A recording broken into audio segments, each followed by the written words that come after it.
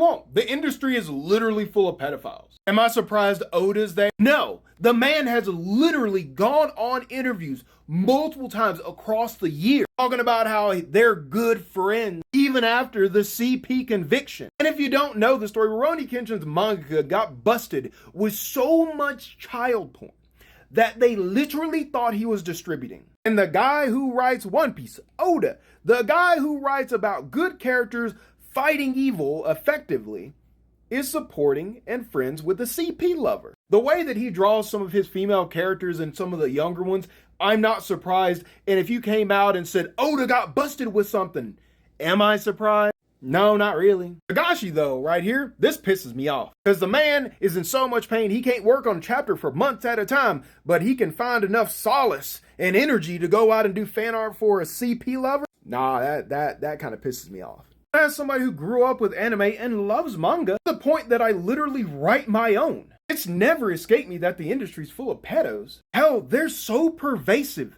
that they're literally a stereotype. The reason so many people are afraid to admit they're anime fans is because this community, this industry, literally kicks it under the rug and actively supports it. Why do you think there are so many lolly characters? Like, in what world would a company allow this to be published? I mean, this is High School of the Dead Chapter 1, Don the Don Chapter 2. Like, the industry literally promotes it because they know lolly lovers will go and spend the money on the mangas, get the anime Blu-rays, and buy that merch. And when you have Rurouni Kenshin, one of the biggest mangaka of his time, get busted, be able to keep his job and only get to pay a fine pretty much as punishment for having enough CP to be thought as a distributor, what message does that send to not only the other mangakas who may have some thoughts and to the greater community? If the industry and country doesn't care, why the fuck would the fans? Because it's all business at the end of the day. And so you all ask, why do I plug my own manga so often while bashing other manga like Motoko Tensei for sexualizing kids? It's because I know people are tired of seeing. People are tired of supporting pedophiles. It doesn't matter how good the work is. Why do you want to give your money